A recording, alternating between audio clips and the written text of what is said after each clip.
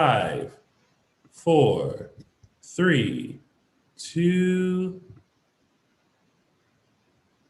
and okay, I think we're live. Hi, everybody.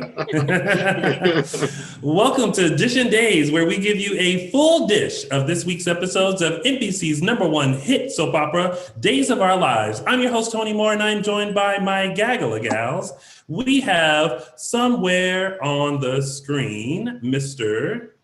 Hey guys, Justin Hareld. And, of course, the lovely Araceli. Hi, everyone. Welcome. If you guys are tuning in live, thank you so much for watching live. If you're tuning in later, we love you just the same. While you're here, go ahead and subscribe to our YouTube channel. If you haven't already, just click the subscribe button, click the notification button, so that way you're always aware of our next show. And while you're here, take a look around. We have all of our Dishin Days episodes up and tons of interviews from Day of Days, from the Daytime Emmy Red Carpets, plus some of our Spotlight on. So make sure you check all of that out and follow us on all social media platforms. We are Dishin Days on Facebook and Instagram and _Dishin Days on the Twitter. The @ is still and will forevermore be implied. Also, if you are a lover of all things soaps, make sure you go check out my Chocolate Twins YouTube channel, JLJ Media, for all of the rest of your daytime fix. He has a lovely recap of Bold and the Beautiful, General Hospital, and also our very own Tammy Govea and Candace Mack bring you Daytime Today, which is all of the latest news in daytime. So make sure you go check that out right here on YouTube, JLJ Media. And of course, I know you guys are anxiously awaiting for the arrival of the very beautiful, very interesting, very bold Emily O'Brien. She will be joining us later today, so make sure you stick around for that. But first, our recap. So, what do we think of this week's episodes of Days? It's a lot of information. You know, there was a moment where it was Friday. I was just kind of like, you know what? Let's just focus on Gwen and this whole thing. Like whenever they were intercut with like other storylines, I was like, I really don't need this. I really don't want to pay attention. I really just want to go back to Gwen. Yeah, we got a lot of info this week, which was good. It wasn't jam packed with like excitement, but it was a lot of info and some questions were raised, or I don't know if we got many answers. Would though we did get some. I went into this week with like my eyes open, like, oh, I did not think we were gonna get that much information, and then I ended the week with like, huh? Mm-hmm. Like I'm not questioning anything, but I'm like, wait, huh? Yeah. Well, I ended the week with like a finally, geez Louise.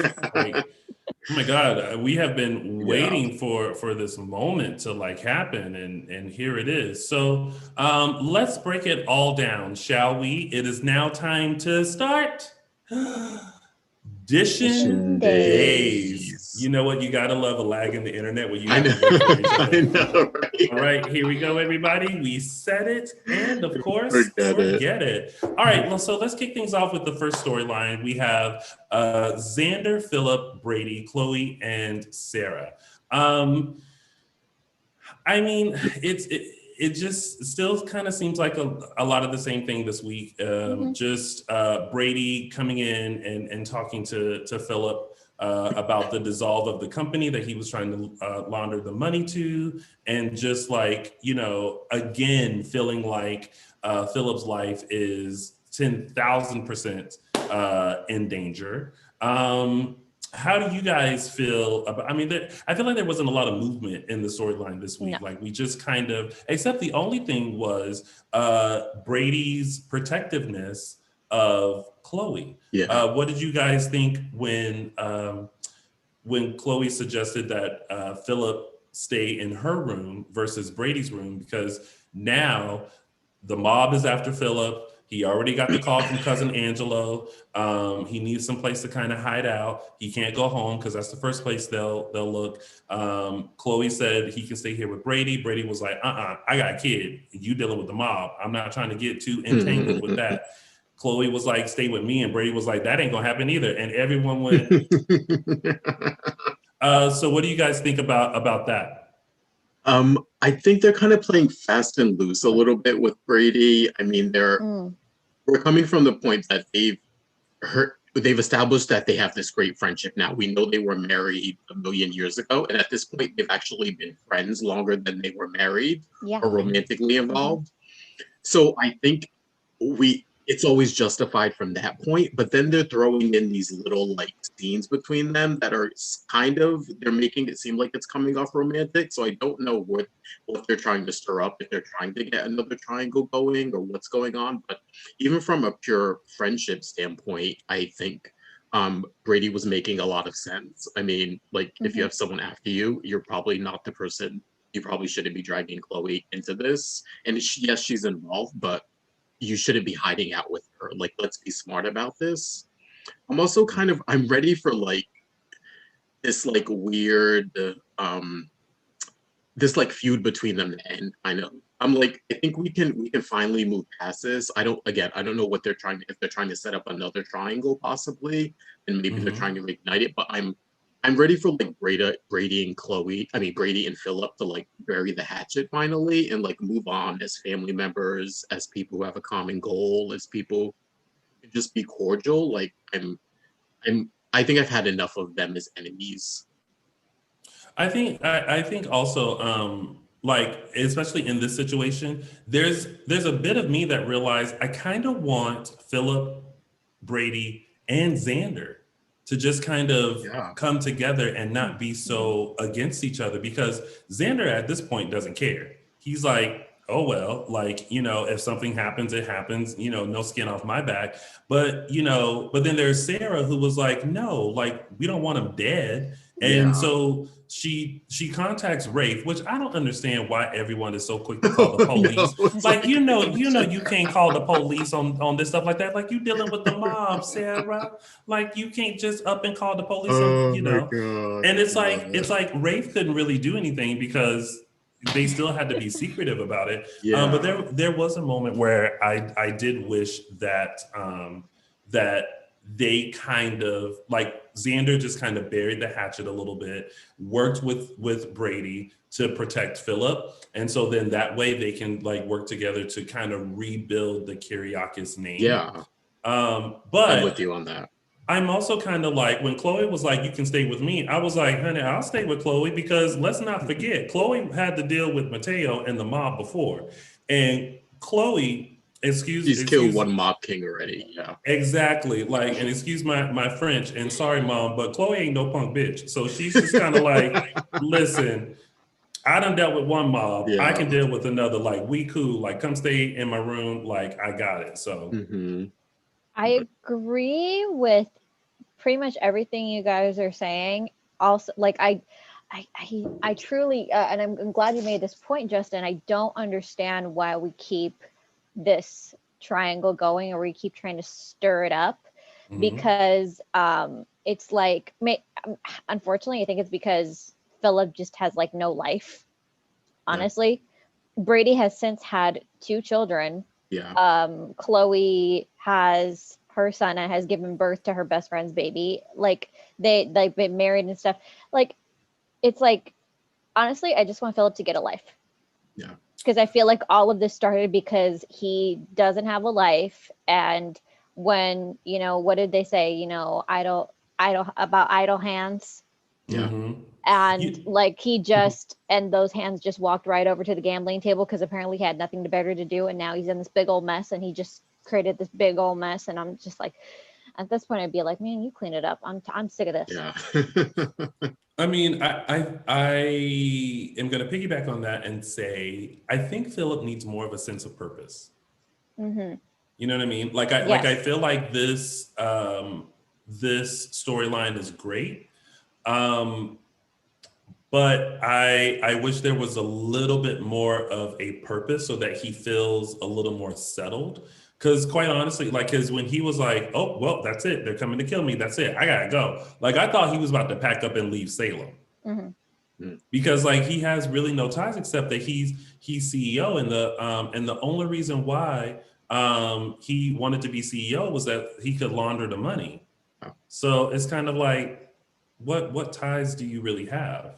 So I was thinking of this week. I wish they would bring back his son Tyler Kyriakis and just Soros him up a little bit. It wouldn't have to be that much, but I feel like that would be I feel like I would like that storyline for Philip. Yeah, they wouldn't even need to Soros him that much. Yeah, he would be, and timeline wise, he'd be Claire's age. Yeah, because they were conceived at the same time. Yeah. No, Claire's a year older. But it just. Yeah, we need something for him. We need something else for him to do besides get with Chloe or fight with Brady.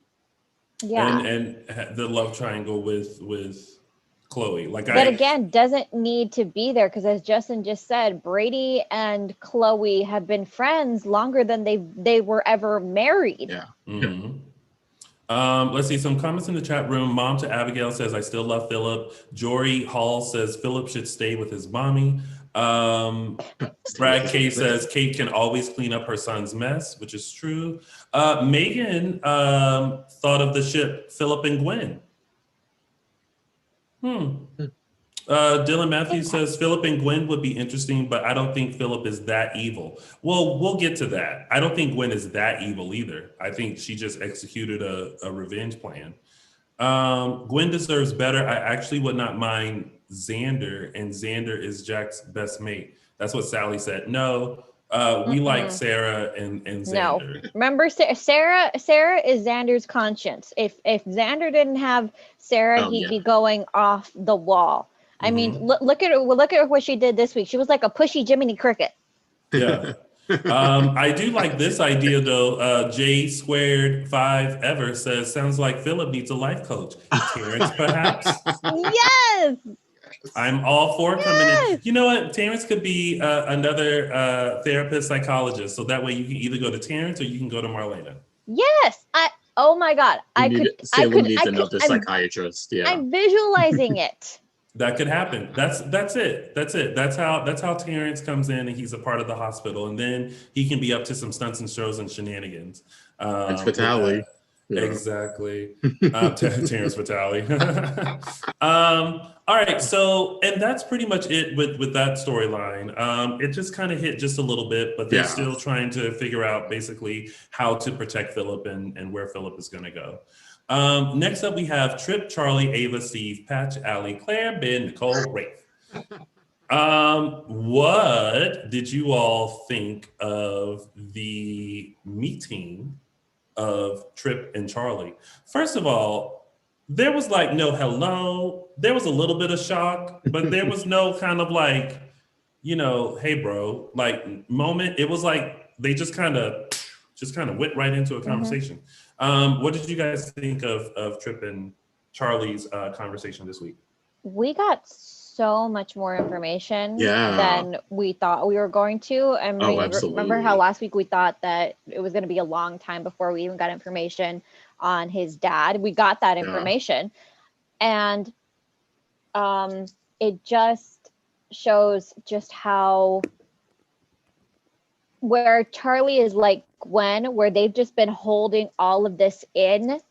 And they can't help themselves. They needed to get it out. It had to spill out. Yeah.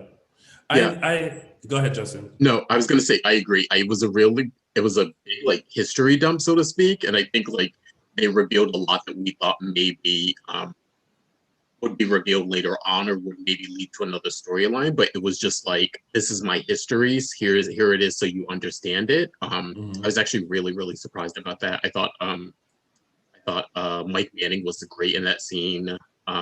Lucas was too, but I thought Mike was in that scene with them. Yeah. Yeah. Trevor in the chat room says, "I wanted a fight scene." Brad K said, "I was expecting fireworks." Nomi says they play well off each other. Love their scene together. Anthony says Tripp was actually concerned about Charlie. I loved it. You know what? I thought the same thing too. I thought that Tripp kind of showed some concern. And I think for a moment, even with everything that Charlie has done, again, I think it won't be until they dive deeper into the Charlie Allie situation that our feelings for him might shift a little. But I think for right now, you kind of have to feel bad for Charlie because he did have a tough childhood and a longing for a mother to not look at him as like a mistake, a disappointment, don't want like, or as unwanted. So I think that was kind of the driving force of that. And to realize that really, while Charlie thinks that Tripp lived this golden life, Tripp didn't live a golden life either. He said he was used as a punching bag. They were both children of neglect. Yes. The difference being Tripp had some sort of hope that somewhere out there was someone who cared about him. And then eventually that hope was revealed in the form of Steve. And then eventually Ava as well. Charlie, that there was never that hope for him. He was any hope he had that anyone would care about him died long ago, which is why he's clinging so desperately to Claire. And this, I think, just is true for the both of them, and why, unfortunately, they actually, if he hadn't gone so far with Allie, they would have been a good couple, because they're both just so desperate for that love. They were just, they matched so well with they're desperate to have that one person who loves and understands them. But it's their damage is done. Yeah. And it's just like I don't know, you also see just how two people handled their situation completely differently.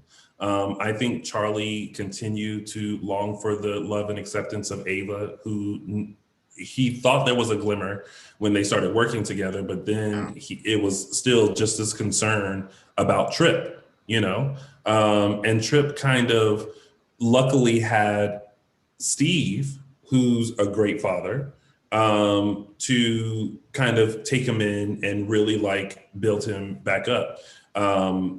So I don't know. It was a lot of interesting information to receive from Charlie, and to kind of see that Tripp did want to like be there for him, and I think there was that moment where he almost like did much like got to him. Yeah. And he was just like, let's just go down and like just tell him that you did it, clear my name, but I still want to help you. But then something happened and Charlie got triggered and he was just I don't know what you're talking about. And this is why we love Tripp, because Tripp is not a hateful person. I don't know why they keep bringing that stuff up that he did with Kayla. He was lied to and it was a trigger reaction. He's not a hateful person. And he proved that this week. If he had any right to hate anyone, it would be Charlie.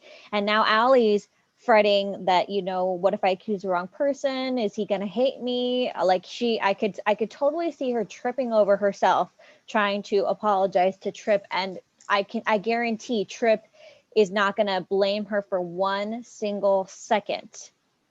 Yeah. Do you guys, because it's now has officially been suggested by a couple people in Salem for Allie to undergo hypnosis with Marlena. And, she's just like, I don't want to relive that night. What do you guys think? Do you guys think that she should, and you guys in the chat room, you guys weigh in too, do you guys think that she should undergo the hypnosis and kind of go through that night again to see what she remembers? I think absolutely. I think she's, regardless of what happens criminally or civilly with Charlie, she just needs answers, closure for herself. I think she's 90% sort of the way of like, Charlie did it to me, but there's still questions there. And again, they don't have the DNA test. She doesn't even know that Tripp and Steve and Kayla are conducting a DNA test. So there's still a lot of ambiguity there that I think she just needs answers for herself, even regardless of how it relates to anyone else. Yeah. This is going to be the bravest step that she takes, because she's basically working herself up to re-traumatize herself. Because it's not just remembering, as we know with past conversations with Marlena under hypnosis, it's not just like you're not seeing things like you're like a third eye in the room. You're back in your body, reliving, feeling everything. She's working herself up to re-traumatize herself in order to get answers and to potentially clear Tripp. Yeah. So that's a very, very brave step. I love mom to Abigail was like, why are they just now figuring out Marlena hypnotizes people? She's been doing it for over 35 years, Right. which is very true. A lot of people do say that she should. Marlon Wallace says Allie's hypnosis will clear Tripp, but it won't. He says it won't help in the court case against Charlie. It won't. So I get what he's saying. The hypnosis can't be used as evidence. However, it could potentially be used to get a subpoena for Charlie's DNA. Anthony says that he thinks she should because it'll give us a better understanding of what happened. Dylan Matthews asked, because there was some concern as to whether or not they would actually show the actual event that happened. Mike Manning said that they are. Yeah, and Dylan asked, have we ever got a rape scene in daytime before? I want to say, yeah, they showed Sierra and Chase. Yeah. When that happened. I don't know about any other times before. They did. They showed the Sierra. They showed Chase raping Sierra. Oh boy. I think they go as far as the attacker holding down the attackee, so to speak. Yeah. And then I think it cuts. I think that's pretty standard as far as much as they'll show or they'll go. Yeah. Yeah. I mean that's. But we're someone gonna have just said Stephanie and Ford Decker. That storyline, Stephanie, Kayla and Patches. Oh yeah, I remember yeah. I remember that. I think we don't remember that just because it was eclipsed, or because around the same time, because they ended up killing the guy, and that storyline ended up kind of eclipsing the whole thing. Yeah. The Sierra and Chase rape was so controversial for so many reasons. Not the least which was the characters had just barely the actors themselves had barely been on the canvas when we got that. So it was such a serious storyline done in such a clunky way. And it did unfortunately, it's my opinion, it did a disservice to the whole thing that had to be cleaned up later on. It did a disservice with the different actress and different circumstances. Well, it did a disservice to those characters too. Unfortunately, yes. Chase could never be redeemed from that. Yeah. And then unfortunately, Aiden ended up being not such a, so like it was great to introduce those two characters, and then all of a sudden it was like it just didn't work. This would be different, and I think this will be different because we've spent a good amount of time with these characters already. We spent a good amount of time then before even learning that a rape had occurred.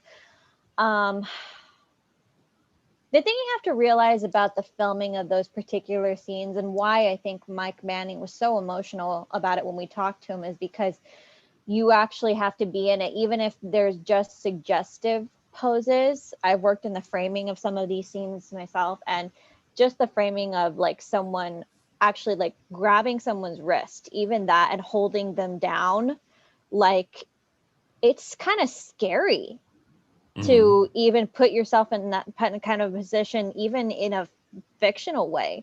Yeah. So I think this is going to be, we are going to see it. We've been told we're going to see it. I think it's just going to hit us all a lot harder, and we're going to have to kind of breathe because, as I said, Allie's going to be re-traumatized. Yeah. Moving on to I just had this thought. I am really ready for those drugs to wear off on Ava so that she can have a clearer mind. We need answers about everything because this is just, it's gotten so out of hand. Yeah. So I'm definitely ready for that to happen. I did like the moments with Ben and Allie, and Ben just kind of being there for her and kind of encouraging her to talk to Marlena and get the hypnosis and everything like that so that, you know, she can remember. It's going to be very traumatizing to her to relive that and rehash that. But I think that it's important, not just for the sake of others, but also just for her sake, you know, to have a moment in your life that you can't remember. That's like pretty important for you to remember, you know, as far as like, you know, who actually did this to you. You know, I think it's important for her to just kind of go through that. Yeah, and and while Ben has undergone hypnosis, the part that I actually was thinking about was actually not when Marlena hypnotized him, was actually when he first came back, when they thought that Will was alive. And remember, Sammy made him go through the motions of trying to strangle Will again to get his memory back. Mm-hmm. And it was that trauma, and that's the trauma that Ben had inflicted. But in the process of doing it again, of recreating it, something clicked there with Ben, and it had nothing to do with hypnosis, but it was like something clicked in there that was just like, I can't do this. It's that same moment now that we're looking for with Allie, where just something needs to click. It's gonna be hard, but as we see, it's like moving that boulder over and getting past it. And and when it comes to like, you know, Nicole and Rafe, and, you know, I'm glad that Rafe kind of really spelled out like what he can do right now at this point. He's not the magical policeman. Yeah, no, like he can't snap his fingers and now Charlie gets punished for everything. Like there still are steps that they have to do. But I did feel bad for Allie kind of having to think like, oh my gosh, like London wouldn't do anything. Now you guys won't do anything. Like when will someone be punished? But again, like they're just steps, you know. Yeah. So everyone calm down for a second. Take a chillax pill, and then we can reconvene. And I think that's all that happened with that, except also Patch kind of updating Ava on everything, which I wasn't sure if like, I didn't know how I felt about him updating Ava as far as like, you know, Charlie made Belle and all that kind of stuff, especially with her still like heavily medicated and hallucinating and stuff. Because it only made her worry more, like, where's Tripp? Oh my gosh, you know, he's gonna get stabbed like I thought, and all this kind of stuff. So just waiting till she's more in a better state to like update her on everything. The only reason I think he didn't is because she's not gonna believe anybody but him. Well, she saw his face, and she was like, there's something you're not telling me. Yeah. And then he just kind of was forced to tell her. Yeah. Well, he did think that Tripp was still in the hospital at the time. So. Yeah. Well, Tripp left his phone at Charlie's, and then luckily Tripp came back to the hospital and had to like explain all that. So. Wait, who was it that said? Did somebody say who leaves their phone places? Did somebody say that, or did I make that up? It might have been Ava. Yes, it might have been. Like, why would you leave your phone? Yeah. Who leaves their phone? That's my question. Who leaves their phone? Well, listen, that's what we said last week. We were just like, you know, why would you like, you know, you always do the keys, phone, wallet, gotta go. Or now mask. I love that half drunk Ava was the one to be like, his phone, what? Like, yeah. So that's crazy. But anyway, again, like because Days was preempted on Wednesday due to the inauguration, I feel like we just like there wasn't a lot of momentum in all the storylines, but there was definitely some momentum in this next storyline with Gwen, Jack, Jen, Abigail, Chad, Lee Chin, Jake, Kate, Tony, Anna, and Rolf. Like, there's so many people involved in this storyline. I do have to say, I was very happy at the loyalty that Rolf had to Chad and the fact that Chad is Stefano's son by informing him of everything. I'm also thankful to Days for not having us to bear two confessions. So it was kind of like we heard straight from Gwen's mouth, but then kind of Rolf told Chad, so that way everyone was kind of in the know. So basically, first of all spoilers are dispelled because for weeks and months, everyone has been saying a different spoiler that, oh, it's Jack and Gwen, it's Jack and Laura's kid. And it's like, no, it's not. I didn't, which I paid no attention to that. But didn't make sense. Gwen basically said that it was this waitress in Chicago. And she talked about her life. And when she talked about her life, I was kind of like, so now we got two kids on this show at the same time who have been abandoned by one parent. And they're one is still seeking love and going cuckoo for Cocoa Puffs. One is very much in her right frame of mind and just seeking revenge so that they can feel what she felt growing up. What did you guys think about Gwen's confessiones? I'm not a fan of this development. As many of you know, I'm not a fan of the sort of information that came out. I will say I still think there's so much more to uncover and unpack there. And you know what? I'm gonna say she's Jack's son, but there's still a lot of unanswered questions there. And I also love that no one's ever like, let's get some tests done or let's find this out. Everything's never a suspicion. It's always like, I heard this, so this must be the truth kind of a thing. As many people know, I thought it was going to be the Lynn storyline, and that's where they were going with this. I'm not always the biggest fan of like these long lost children who like show up and they're adults. But sometimes it works and sometimes it doesn't. I disagree with you right there, because this time it definitely worked because she gave a specific memory of how her and her mom came to Salem. And basically Jack wanted nothing to do with them because of his new family. There was Abigail, there was Jen. And so I think as a kid, for her to visually see this, or to visually be in this city and know that this man did not care about her, I think that's a different layer than like just growing up with the mom in like, whatever, Tupac town, and then coming back and saying like, I'm gonna get you back for my hellish childhood. Well, we know Gwen was in Salem. All we know is what Gwen's mother told her. Again, I'm putting it out there that, again, Gwen never saw Jack. That was established. Right.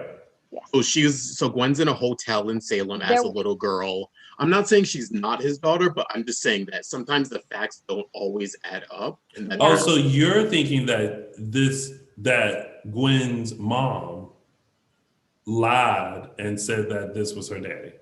I think Gwen is most likely Jack's daughter. I'm saying I don't always understand the need to just believe a random person who may be an unreliable witness or unreliable narrator. I don't. Yeah, that's what I'm saying. Yeah, because the narration of her is not even her as an adult; it's her as a child. Exactly. Yeah. Holding on. And it's her mom's recounting of what happened, and after she just revealed that her mother, for all intents and purposes, was a mess. Yes. In so many uncertain terms. And there were so many, she gave out so many details that, would in any other situation, fit, and it would tell the whole story. Yeah. But the look on Jack's face, like Jack, he wasn't defensive. He was really genuinely confused. He was really like, you're throwing out like not just one, but several different details. Yeah. I'm like, I don't know what the heck you're talking about. And also, she established a relationship in the sense that Jack, you, my father, had been paying for our support for all these years, or up until the mom died. And it's like, and then when Jack says, "What are you talking about?" That's not something. You know what I mean? Like you would remember a monthly, a monthly allowance that check coming out of your account. Well, not unless you got somebody like, here, take care of this, and then like set it and forget it. But even then, you would remember telling someone to do that. I fathered a child, and I'm secretly paying off my child's mother. I don't think he's lying. He looked genuinely confused. Laura Baker in the chat said Jack definitely would not blow off a pregnant woman like that, but he did have his past of seeing hookers, so a quickie with a cocktail waitress isn't that out of character for him. That makes sense. It's the other part that doesn't. Sense. Yeah. But the thing is, let me ask you this: do we think that Jennifer actually believes Jack? Yes. There's something about her face when she was sitting there, like she was like, yeah, I believe you, but I feel like she's doing some calculations. Like she literally was like, okay, let me add this up. You were in Chicago. This kind of makes sense during this time. It could be a strong possibility. This is too much information for me right now. And it's kind of like, I'm trying to add all this up to like make it, to figure out something. And especially coming off the heels of like the whole Kate situation, this is like another little bump for them. I don't think this is a bump. I think they're on the same wavelength here. I think she believes Jack when he says, I don't know if I'm her father, but I have no recollection of meeting this woman. I have no recollection of paying her off, but being told that I had a child. I think she believes him, because he's honestly saying, I could be her father. He's not denying that he has a past, that he has a history, contrary to what Abigail believes, and my dad would never, blah, blah, blah. Jack was not always the Jack that we know. Not a good guy for most of her life. I mean, and Jack acknowledges, to his credit, Jack acknowledges that. So that's what he's saying. I don't know if she's my daughter. I would remember if I did this, and this. Because that's where I left the week super confused. There's a lot there still that we don't know. Again, like I said, she probably is his daughter, but there's still a lot of unanswered questions. There's an unanswered question of a woman coming to a man's place of business or showing up at his office and saying, that one night stand we had X amount of years ago, you have a daughter. There's the issue of a history of payments to the mom. Like, there's a lot there. What just you know better the history. Let me ask you this. Jack, because Jack was adopted. What year did his adopted father pass? Oh, Harper. Actually, someone brought this up. I don't know if it was maybe the chat room or not, but I thought that too. Like, I thought like, oh, maybe we have another Charlie Tripp situation and it's a relative or something. But his dad was actually sterile, so that. I don't know if you were going that. That's not what I was thinking. What I was thinking was, I was trying to figure out the dad paid her off. Yes. Oh, that could be it. Or honestly, Angelica could have done it too. It could have been Angelica, his stepmom, who we saw was killed. But there's because if Gwen believes what she says is true, and she has receipts to back it up, but Jack has no recollection, then there's something else we're missing here. But we also have to remember, Jack just got his memory back like a hop, skip, and a beat ago. So not everything might have been fully restored. It's like when you restore a laptop, you're going to lose some files. So that's a good way of putting it. It seems like a lot to not remember. There's a lot of unanswered questions. Listen, some of us can't remember what we did last week, let alone, 30 something years ago. We can't. No, Tony, we can't remember what we did last week because this entire week has been the same as the last year. Well, that's even before this past year. Like, ask me what I had for breakfast back in 1987. I can't tell you. Can barely remember what happened today. Again, it's still a lot with this storyline because also Chad, with Chad and Abigail was like, I've had it with this. Like, you being too much. I still love you, but I can't. And so she packed her things and left, which whenever they pack stuff, I look at the suitcase and I go, that's all you taking? But then, not only did Abigail leave Chad, but he also, Lee Chin, who's over Dimera Enterprises, which shout out to the production of Days of Our Lives for actually now showing us Dimera Enterprises. I was like, oh. Getting offices again. Okay. Yeah. That's the Dimera logo?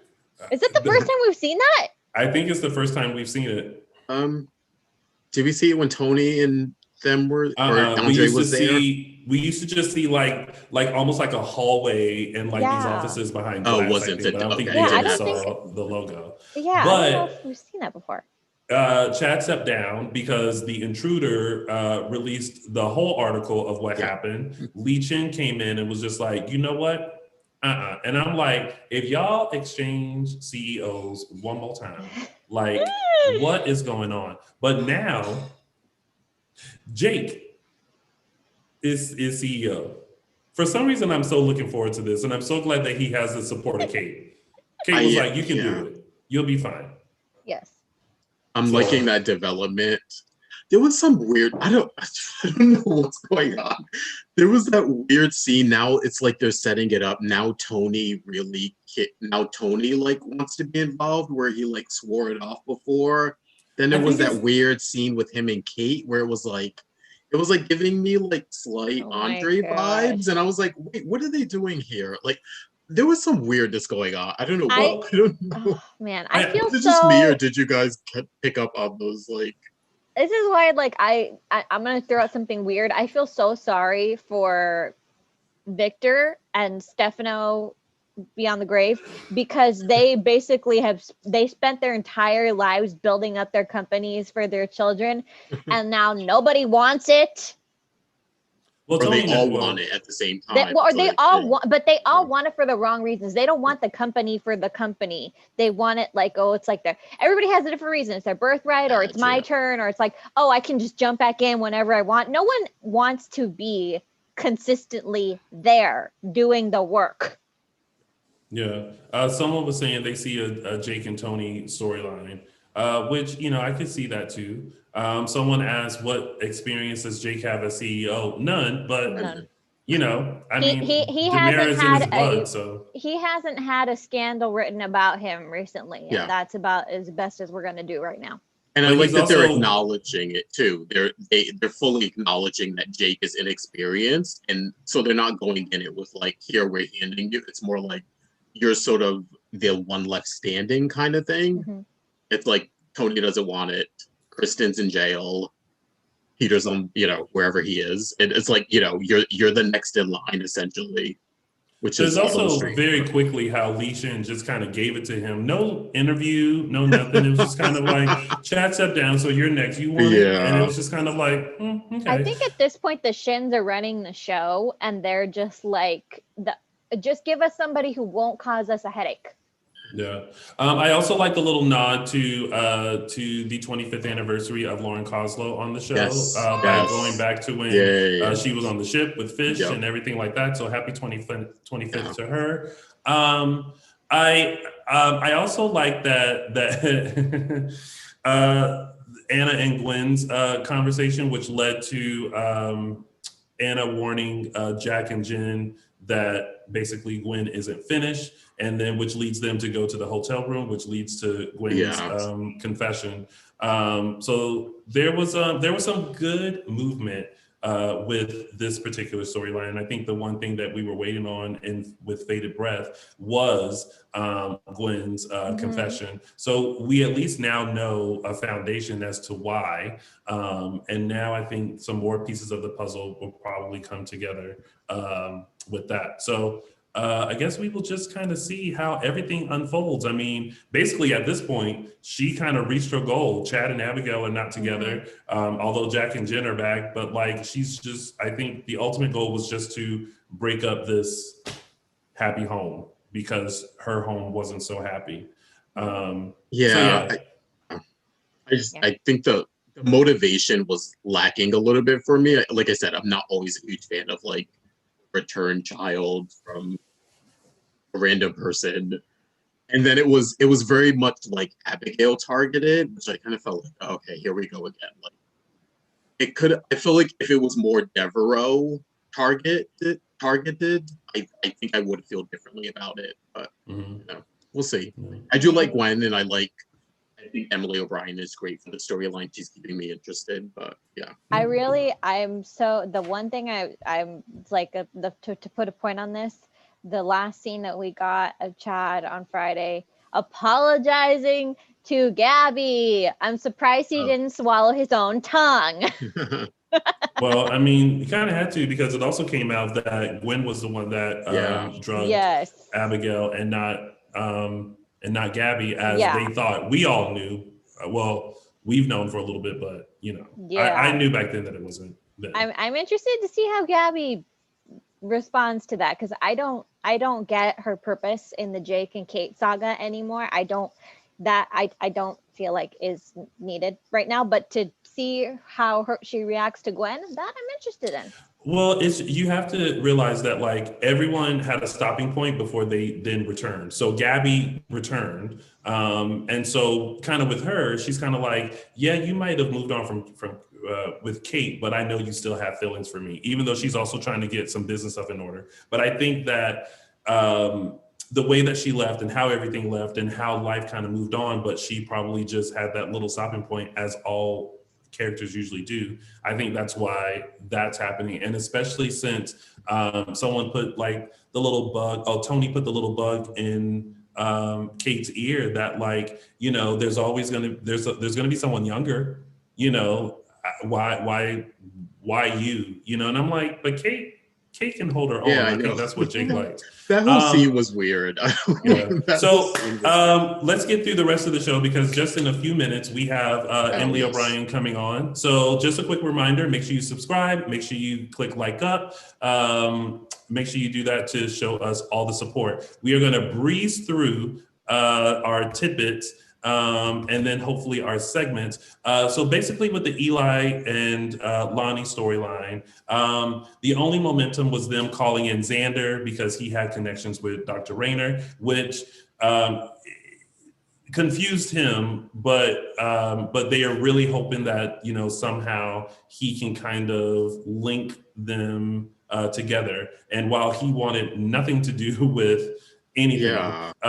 Sarah was just kind of like, no, you will help. But she almost didn't help, because she was reminded of the time where Xander mentioned about the twins, and maybe like, you know, she can adopt them, which kind of, I'm glad it didn't freak out Lonnie too much. That's just Xander. We just know that's Xander. Yeah, and I like that.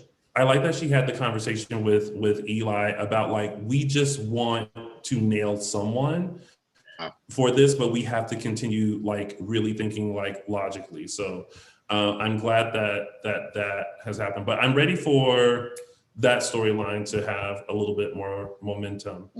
Then we have Bonnie and Justin, which that was a very interesting scene between Bonnie and Maggie. And I really felt like Bonnie held her ground. I was actually very surprised that Maggie reacted the way that she did. Mean. She was mean. Yeah. What did you guys think about that conversation with Bonnie and Maggie? You go. I'm gonna get into that a little bit later. But she was mean. I haven't seen Maggie that mean in a long time. And I feel like it wasn't as, I just don't think it was as justified, because I think Bonnie wronged Justin more than she wronged Maggie, but I think Maggie is just so devoted to Adrian's memory that she's never going to let it go. Yeah. I would have expected Maggie to be a little bit more forgiving And just, but she is not buying that Bonnie is any different. And I thought Bonnie was going to snap when she grabbed that figurine and was like, I'm sick of these little things. And she was going to break it. Oh, but honey, we're all sick of those little things. Well, so is Justin, apparently. Justin was like, I'm tired of them too, to be honest. But poor Maggie and her figurines, like, they just won't let anybody have nice things. But I really do believe that Bonnie has changed her ways. So that's just my opinion. We'll see. Then we had, for our last tidbit, we kind of touched on it already, Gabby, Kate, and Jake. Gabby came back in true Gabby form. And amazing. We absolutely loved her. And again, I don't think there's going to be anything too much with it. I just think that... Hope not. Yeah, I think Jake is 10,000% devoted. I think people are now in Kate's ear, just about like her age and stuff like that. And so I really think they should not be. So yeah, that's that. Yeah. Well, that was your week of days, but we're going to pause the rest of our show. We will get back to segments, a bit of news, and also your sneak peek of what's to come on Days of Our Lives. But right now, what we are going to do is we are going to let in our very special guest. This is her first time on Dishin Days, and we have been anxiously waiting to chit chat with her. So, ladies and gentlemen, please help us welcome Miss Emily O'Brien, who you know as Gwen. And you know, with technology, everything slowly comes in, everything slowly comes together. Hi. Hi, Emily. Hi, Emily. We can hear you. Hear you, yes. We can't see you yet. All right, hold on a minute. There she is. Oh, hi. Hi. How are you? I'm well. I'm cold. It's chilly today. How are you all? We're doing great. We're doing great. Okay. Well, welcome to Dishin Days. We are super excited to have you on. I have to start by just giving you so much praise as Gwen. Like ever since you graced Salem and Bayview, like we have been completely like captivated with like this character and where she's going and what's happening. So lots of kudos to you and what you brought to Gwen. How has it been for you playing this character? Because I feel like we saw a shift like automatically. Like we thought Gwen was just a friend of Claire's who was using Bayview as a vacation spot and a hiding spot from Jake. But then it definitely like took a turn. So how has it been for you from your first air date up until now? Yeah, it's been a number of things. I mean, I came onto this not knowing anything, really. I knew typical of soaps, right? Yeah, I knew maybe just a handful of things, and I thought, oh, okay, I know this and I know that, and how can I kind of expand on that and create a totally brand new character? And when I initially read it, I thought, oh, she's nuts. She is actually. So I went with that, and later I found out, nope, okay, she's not really nuts. So that pivoted.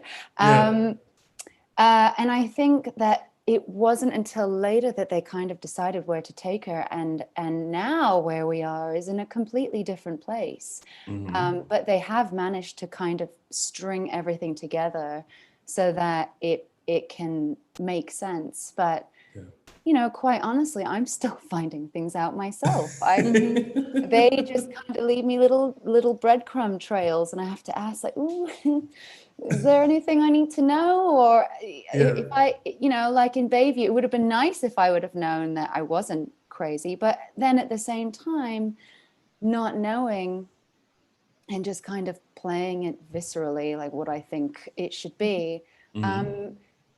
keeps it interesting and maybe throws the audience off a little bit. Yeah. So. Yeah, because I feel like that has definitely happened, but we've been so intrigued, especially when, we started seeing the tidbits of like, she's like out for revenge, but we didn't know why. And then I feel like we've kind of been on this journey with Gwen, which is like, why is she doing this? What's happening? But I mean, I have to kind of applaud Gwen because I feel like she's like one of the few people in Salem whose plans actually go the way that they're supposed to go. A little bit. Plans don't normally go as they should in Salem. Is that what you're Listen, saying? I think sometimes people have a vision and then execution sometimes falls apart and then it completely blows up. But Gwen came in with like this is what we're doing, this is what I'm after, and these little nuggets that have happened. And then this week we finally like kind of got the reveal of what was happening. For you, was it a guessing game for you too as to why Gwen was doing all of these things? Completely, because one day I'm with Matt and Melissa, and I'm drinking their wine. And I don't know if you guys saw that episode where, she comes in kind of like a tornado and she's just on a different level to them. I didn't know at that time, me as the actor, that he was my father. So, oh God, I'm trailing off. What was the question you asked me initially? Did you have any thoughts as to why Gwen was doing this? Yeah. No, I had no idea. So we went from that to all of a sudden I'm poisoning her drinks. Yeah. And then, yes. Poisoning Abigail's drinks, and you just try and find a through line and try and make that plausible. But it has worked. I mean, she feels like there's justification there for what she's doing. Yeah. And the story will fold out a bit more and more dots will start to connect. But yes. But yeah, I mean, she's just gone through everything. For sure. Emily, I want to ask, spoke with Mike Manning a couple weeks ago, and similar to what you're saying, he didn't know how dark they were going to take the Charlie character. He recalls sort of flipping through a script one day and seeing it and sort of being surprised. Was that a similar experience for you, or what was the tipping point? Was it the drugging Abigail, or? Yeah, I mean, I always kind of knew that Gwen was a bit conniving and maybe more of a mischief in town, but I didn't think that she would go as far as to start poisoning somebody. And so I was definitely surprised. And then as things started unfolding, I saw how deep this was, how deep rooted it was. I had heard initially, when did I come on? I came on the show last September. I think it was about maybe November. Some hints and rumors had been dropped, and I thought, oh no, that can't be where this is headed. And indeed it was, but I didn't know about it until later, and then the pandemic happened, and so there was a long time in between. But it was definitely, I don't want to say the story was dragged out, but you had to build to make it investable, I think. Yeah. And with that reintroduction, like having to go to all of a sudden stop working and then having to go back to work and try to almost refigure out who Gwen was that jarring to you? Very jarring. But and it was so unfortunate too, because I had just started, and I think we had filmed end of September until it was like March 12th. Oh yeah. Right. So I only had about 3-4 months on the set.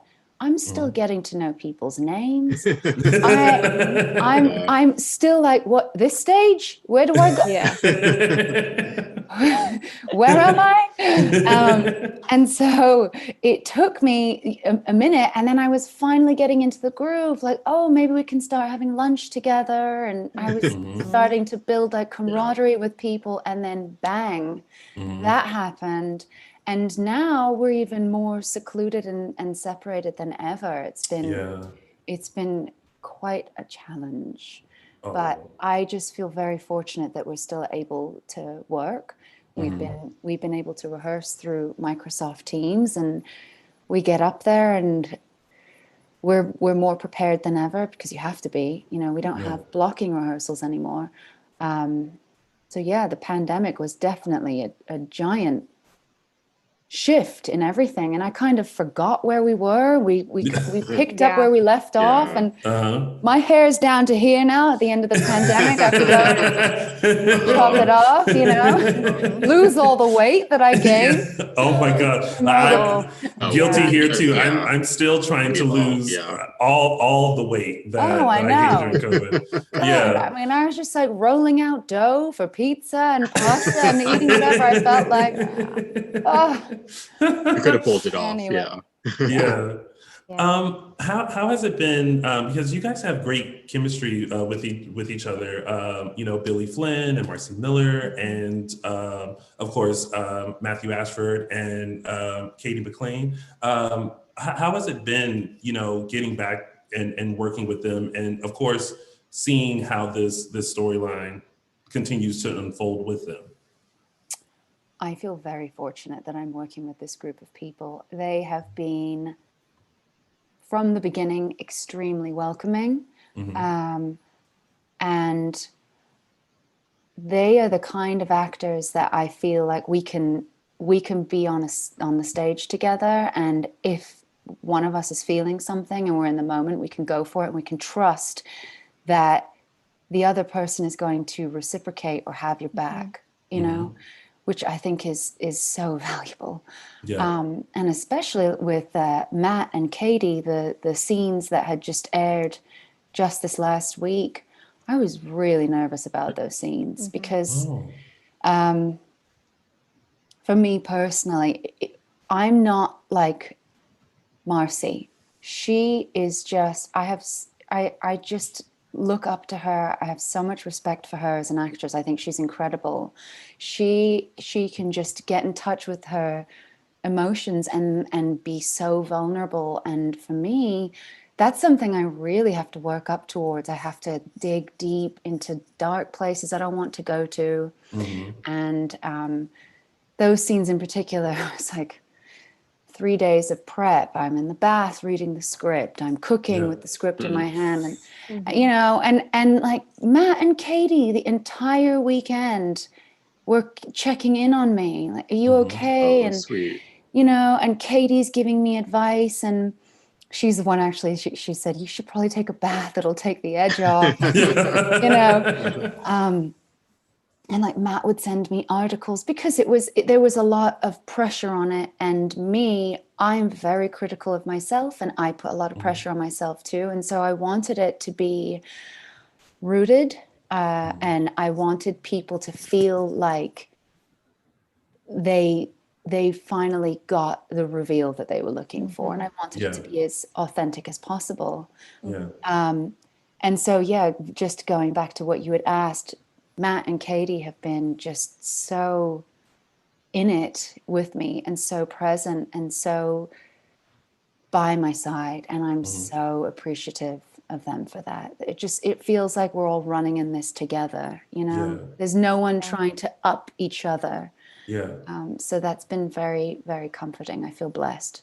And did you feel now that it's aired, do you feel great about how you portrayed it? Was there anything that you were just kind of like, oh, I just wish I could have redone that? How do you feel?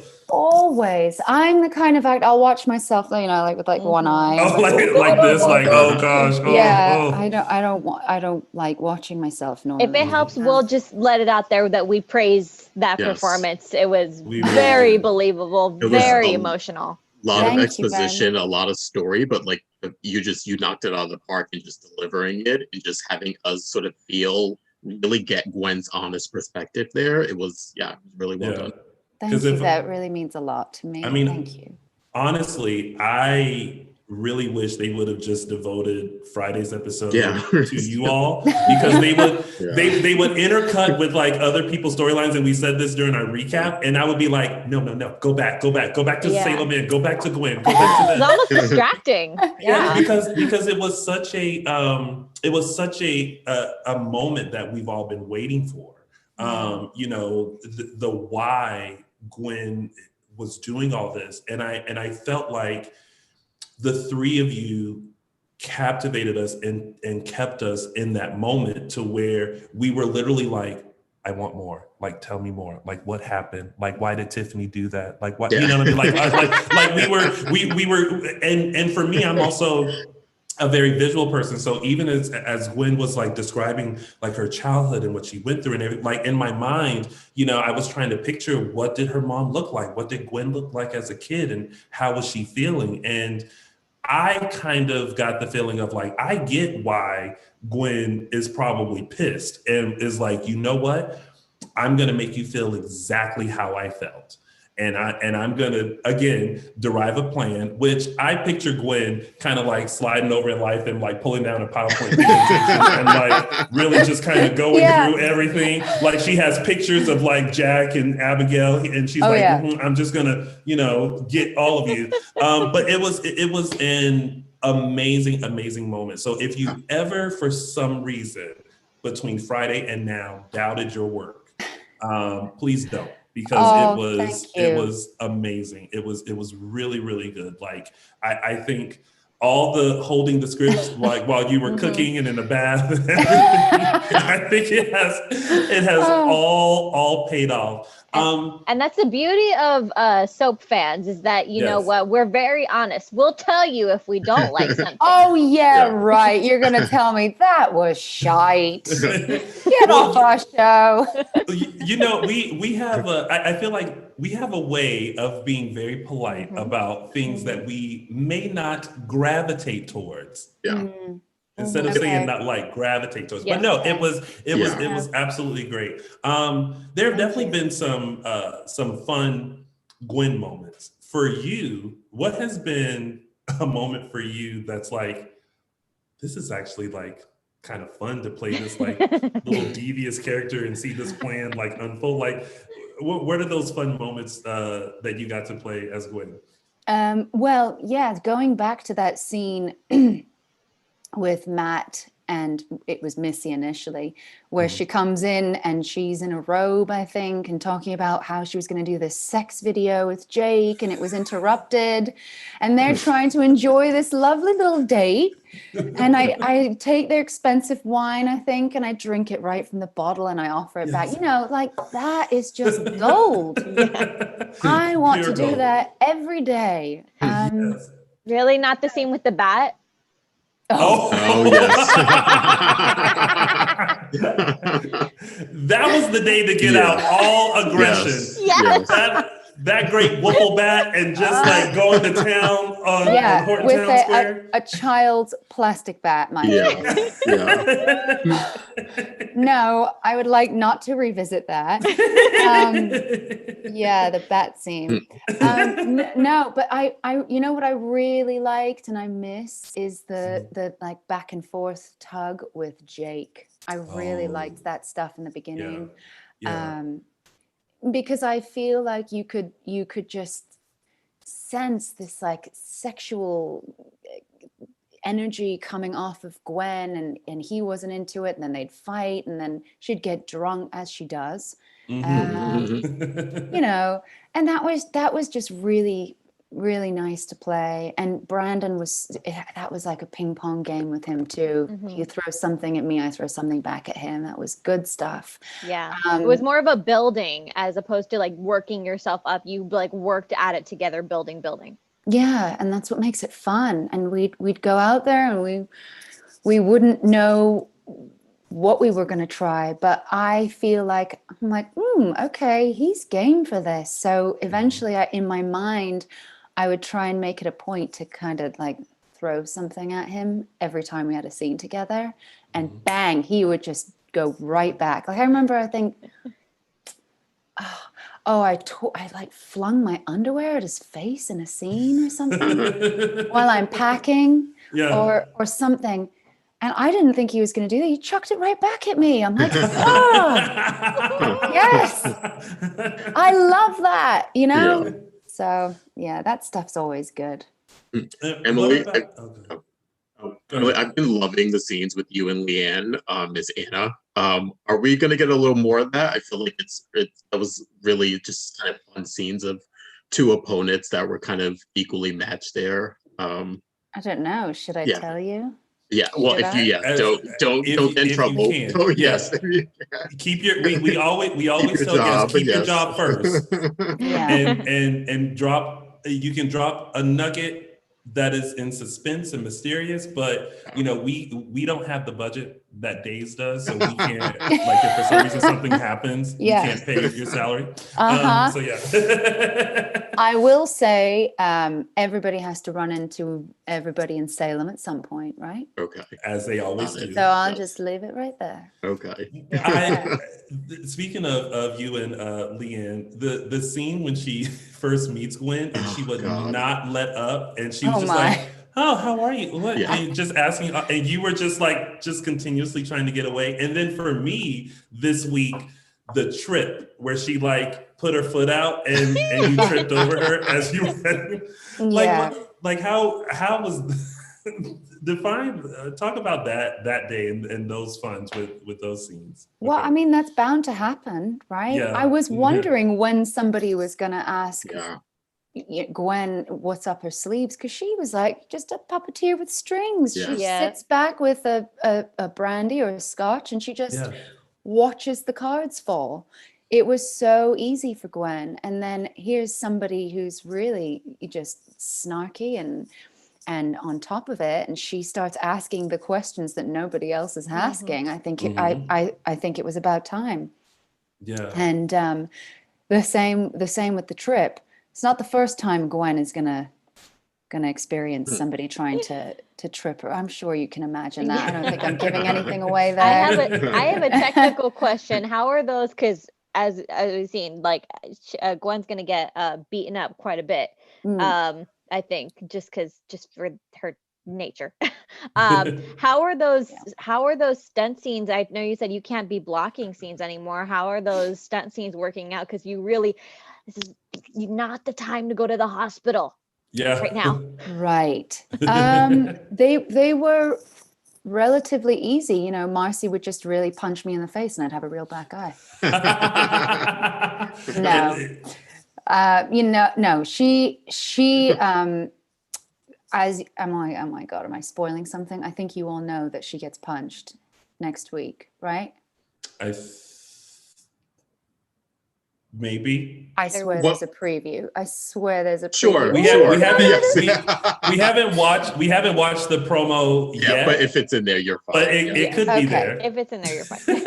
Not that huge of a spoiler. Not out of the realm of possibility. I think we could assume. Yeah. Okay. I mean, at this point with their relationship, either Gwen's going to get slapped again or Gwen's going to be like, you know what? I remember the slap from last time and I'm going to give it back to you. Yeah. There we go. It's going to happen. Gwen's not going to get away with all of this, right? No. So, when we did that, I was a bit nervous about it, but I think Marcy's thrown a punch more than once or twice on the show, it sounds like. Mm-hmm. Yep. So, she knew exactly what she was doing. We had space between us. I felt so comfortable. It was totally fine. Yeah. Good, because I was scared for you. I really was. Every time I see a fight scene now, I'm like, oh my God, please just don't land. Oh yeah. Yeah, didn't land. I mean, they do those things with like this much space, I think. Yeah. So everything's safe. Yeah. And many people who are fans of yours also remember your work on Young and the Restless. Is there any similarities? Because I'm sorry to say, I'm a faithful watcher of Days, so I did not see your work on Young and the Restless. No, but that's fine. The last but 6 are there months any were kind of a trip. similarities? Yeah, are there any similarities? Go ahead. With Gwen and your character on Young and the Restless. Well, her last 6 months were kind of a trip. Yeah. So you're asking if I have similarities between Gwen and Jenna Hawes, Jenna, right? yeah. Because from what I read, Jenna was a mysterious woman that came into town. I'm like, well, here's Gwen, a mysterious woman coming into town. So yeah. But were you kind of looking at it like, feels familiar? A little bit, yeah. So both are British. Jana, and both are kind of misanthropes. I don't know why. It's they cast me as these weirdo outcasts that nobody likes. How do I take that as a compliment? I love playing these roles. Really, this role, Gwen, and particularly Jana as well, were such a joy for me to play. And I guess they are somewhat similar. Jana was a bit more eccentric. She always had these colors in her hair. This was like, gosh, this was 16 years ago almost when I started on that show. She was very much into spirituality. She got married in an ashram in India. Or no, in Malibu, sorry, an Indian ashram in Malibu. It's quite different.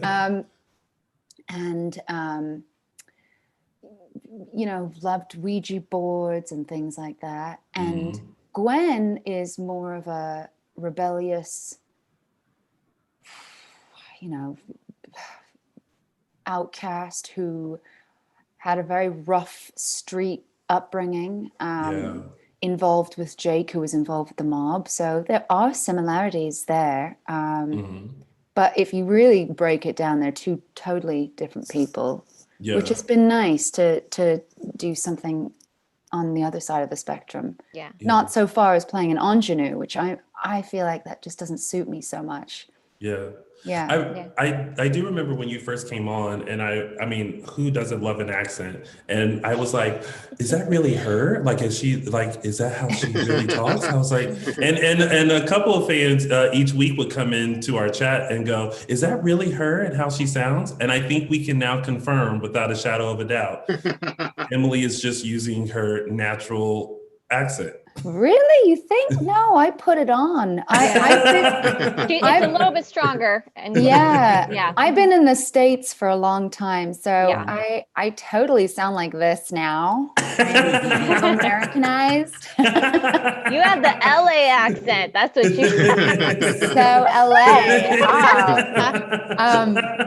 No, I go back to England now. My friends are, oh my God, you're so American. Don't speak anymore. And then I come here and they're like, where are you from? You're not, so I'm like, I don't know. I'm just a weird hybrid. So. Well, we have a few questions in the chat room from some fans who would like to know. Diana Jeffries wanted to know if you could work with anyone else on Days, who would it be? Tamra Braun. Oh my gosh. Wow. That would Can you imagine a Gwen and Ava something? I would love that. I think she's a powerhouse, and I think her work is outstanding too. Anytime she's on, I always love watching her, filming her scenes. And I think Gwen and she plays Ava, right? Ava? Yes. Yeah. They could really stir some things up together. That would be terrifying. It would be wonderful. Yes. And terrifying. Watch out, because they could, I've said this about they've done the trio of villains before thing. I feel like if it was a trio of female villains, they would get stuff done. Oh yeah, of course. Yeah. Listen, they're both outcasts at the moment. It might not be so far-fetched. Yeah, right. Who's willing? We'll see. I'm going to advocate right now for an Ava, Gwen, and Kristen debacle. I don't care what it is. Yeah. Oh, yeah. Interesting. Stacey, that would be so good. That would be really good. Another question for you. Since obviously on the show, Jake broke Gwen's heart. If you could pair Gwen with one of the men in Salem, who would it be? Ooh. I mean, there are lots of handsome men to choose from. Oh, listen, and trust me, we talk about them all every week. We are just, Yes. we're I'm always sure waiting. you do. Yeah. No shirtless scene gets uncommented. Yeah. Thanks. Yeah, right. It's funny.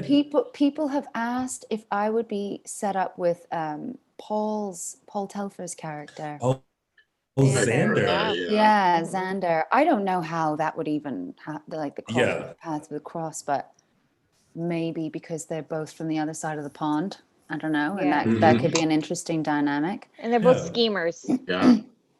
Yeah, right. Yeah. Yeah, I mean that could be interesting, or maybe somebody that you wouldn't even think would be with Gwen. Who would that be? Charlie. Maybe? Holy Oh. moly. That I think I we all see the paused on wheels that. turning. I know. We're like, how cuckoo for Cocoa Puffs would this pair be? And that would be like Bonnie and Clyde, right? That would be good. Oh my god! And oh my gosh, I'm writing the fan fiction in my head now. Yeah. Someone wanted to know what was it like filming the catfight scene with Camila Banos in the garage over Jake. Wow, yeah. I think that was done a while ago. Quite a bit ago. Yeah. I feel like there were multiple catfight scenes. Yeah. Weren't there? I just remember every time I have scenes with Gab, it's this like stare. Every time we don't just have a normal interaction. I mean, that's great fun. You know, two women fighting over a man, and especially because they're so strong in their beliefs and what they feel is justified for why they should have him. You know, so that's always fun. I love working with her. I'm so happy she's back. Oh, we are too. And the way that she came back in on Friday, I mean, I love an entrance. And so she definitely didn't she have this like big fur thing? Yeah, it was like this. Yeah. And she walked in shoulder first. You know, it was just kind of like I have arrived. Yeah, I know. Sort of a way. God, imagine Gwen doing that, like Cruella de Vil. I mean, I'd be scared to ask where the coat came from. Where the one of the other like biggest reveals that happened was the reveal that Jack cheated on Jennifer with Kate that one time. Watching that unfold at the party, as Emily, what was going through your mind as like the scene was happening? Because I almost feel like sometimes those scenes have to be like an out-of-body experience where you're like, ooh, this chick is like, she is evil, she's good. What was your thought process as like everything kind of laid out and Gwen was able to just kind of go? Those were fun scenes. I think that was my first group scene where we had a large body of people on the same set, and I remember I had pages of dialogue, and it was just all eyes on me, and you know, you don't want to mess anything up to keep the story going. I mean, put yourself in her situation. You have this plan you've been working on for months, years, goodness knows how long. And you finally let it unfold by hardly doing anything. I mean, she put the letter into a shoebox, knocks it over, and you know, I mean, how satisfying must that be? And to have to sit there and just calmly watch with a poker face and not give anything away. I mean, it's great fun. It's also a lot of responsibility. I think that's the genius of Gwen and why her character has resonated so well with the audience, is that she really didn't have to do much. Yeah. I know. And it's really all because, and we said this on the show many a times, Gwen would say something to one person and then something different to someone else, but no one would confirm that with the other. So no one was having conversations. She just had to. It was like her job was just to pick at a scab, almost like you don't have to have like the biggest diabolical plan. You just have to be smart enough to know where someone's insecurities were. Yeah. There is a question from Dwight about the infamous bed scene with Gwen in Billy Flynn. Chad. The New Year's scene. The New Year's scene. How was that?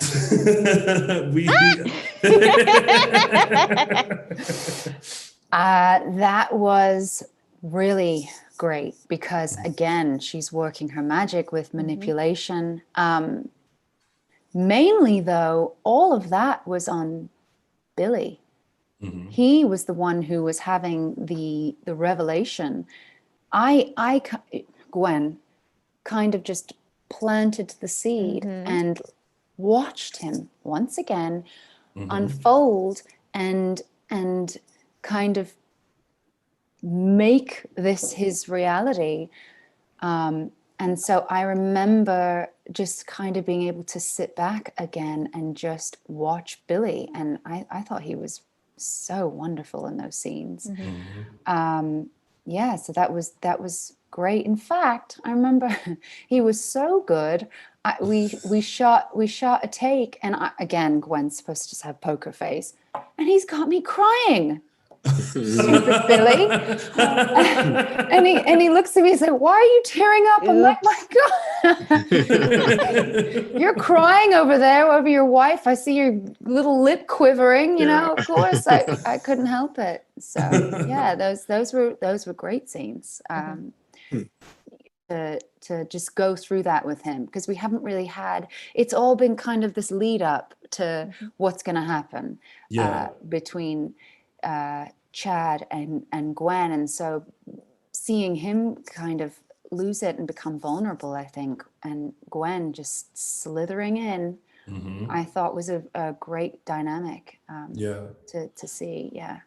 And the great debate, surprisingly, is whether or not Chad and Gwen actually had made love that night. We came in after that week and I was like, Gwen said they did it. So if they did it, they did it. Like, we're just going to go with that. But other people are like, oh, no, Gwen, she's lying. So there's been a huge debate as to whether or not it actually happened. I'm still siding with Gwen. I'm just choosing to believe that what Gwen says is correct at the moment. But just so you know that there's a great debate as to whether or not it actually happened. And we'll just leave that there. We will leave it there, but I will tell you, there is a definite answer to that. Okay. Good. And that is all I will say. I also have to mention, as my mother always does, my mom loves to text me during the show. And she has now gotten on the Days of Our Lives bandwagon. And she wanted me to let you know that you are amazing. Oh. Yes. So thank you, Mom. You're amazing too. Shout out to Mom who's watching. She's gonna text a follow-up in a second. I know she is. I feel it. Mama Moore seal of approval. Yes. Is there any, let's see, how can I phrase this? In one word, because we always ask for one word from everyone, how would you describe, no, wait, I'm sorry, before I get to that question, because it seems like an ending question. Someone wanted to know, before I get to that one, what it was like working with William Ute, who plays Dr. Rolfe. He's been around a long time. Yeah. I mean, he's the reason why half of Salem came back from the dead. Yeah, I mean, I didn't know all this something with the brain transplant or something. Is all kinds of things. Yeah. He's like the mad scientist of Salem. Yeah, no, he's great too. He's so prepared. He's very he takes the role very seriously. And he had told me that it's a German accent that he put on years ago had stuck. And so now, I think that that's really interesting. No, I mean, he's wonderful to work with. And I think that dynamic is pretty funny too, because what was it? I had a scene where we had to talk about sex. Me and Dr. Rolf, and he's just like not getting it. And I loved being able to shoot him down in the scene and say, I can't remember what it was. But, every time I see a scene that's with him, I look forward to it, because I just think it's such an odd dynamic to have these two together. And Gwen doesn't hold back with what she says to him. Yeah. So we'll see if there are more in the future. Yeah. Yeah. What was it like? Because I always liked these scenes. I actually like when anyone on the show does this.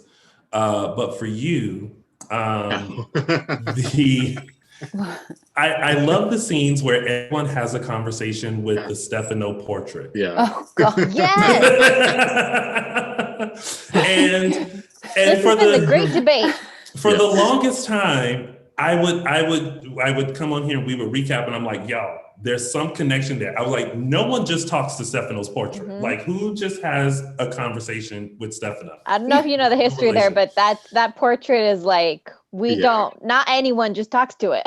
It's the go-to when you need to get things off your chest and just kind of like revisit things or go through things. You turn to Stefano for approval. What were those scenes like for you? Reading the script and going, turns to Stefano's portrait, and you have this dialogue to the portrait. Well, I mean, what do you think? What would you think if you read that? And listen, you think, I would be overjoyed. I would be like, he has his own fan fiction of it now. Listen, really? For anyone who knows, like I have tried to insert myself into the show for years. I have a character name. I know we gave him an occupation today. So like, I think if in the script, it said, Terrence turns to Stefano portrait and says this, I'd be like, this is my mom. Like, I would be like you. I would be at home cooking with the script, like making sure my monologue was great, having it in the bath, like doing my walk and going like, how should I do this? Like, what's my, like going through all that. So I would be delighted. Oh, you should maybe pitch that to the show that you want to speak to Stefano. Listen, I think the show is probably tired of the mini pitch. Always fucking around. I mean, they are fully aware. But for you, Emily, how was it turning to the Stefano portrait and just letting out bits and pieces of Gwen's diabolical plan? Well, I was hoping I would speak to the portrait and the eyes would just like move like this, like in a haunted house, That didn't happen. No. You just have to, I just decided to do it like, okay, she's talking to him like the way she would speak to herself in a mirror.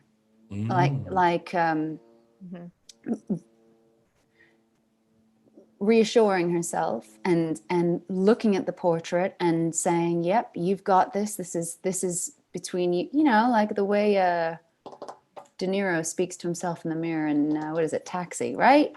Yeah. I mean, just an example. I thought, how do you make that believable? So that's kind of how I looked at it. And I think I had like 3 scenes where I had to speak to his portrait. So that's kind of how I approached it. And you just kind of hope that it'll be natural.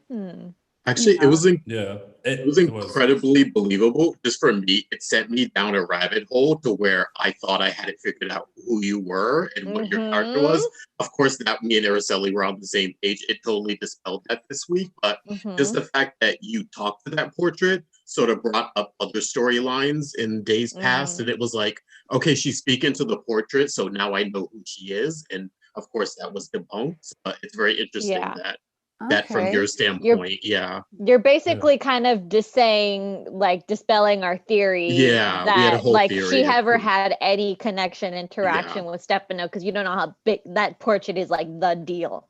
And not every character talks to it, so it was like there has to be a reason as to why she specifically is talking to it. Like Dr. Marlena Evans does not even talk to that portrait, and she above everyone would have reason to.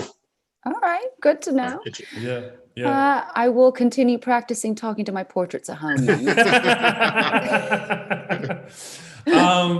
So before we depart, because again, we will sit here and we will chat and we'll talk, and it'll be hours later. And I'm in. You guys are lovely. I mean, questions. It's all a positive experience. It's great. Oh, of course. I mean, I just, I don't think we can ever say this enough. Like, what you have brought to the character of Gwen has been really amazing and refreshing, because it's always, you always kind of go, okay, what's this character's deal? Especially when it's a new character and someone being brought in. And there's definitely been a journey with Gwen, and we've just gone along with it with you. We can only receive as much information, and I'm sure you get very little information so that you can play the character, but everything has just been so great. And it's, Gwen has become that love to hate character, I think, where you're like, oh man, you're so wrong for doing this to the Devereaux, but man, you're playing it so good. It's very that. Have you ever went in for days before this character? Yes, actually. So when did it happen? Okay. Yeah. So I haven't worked in daytime in 10 years. Mm-hmm.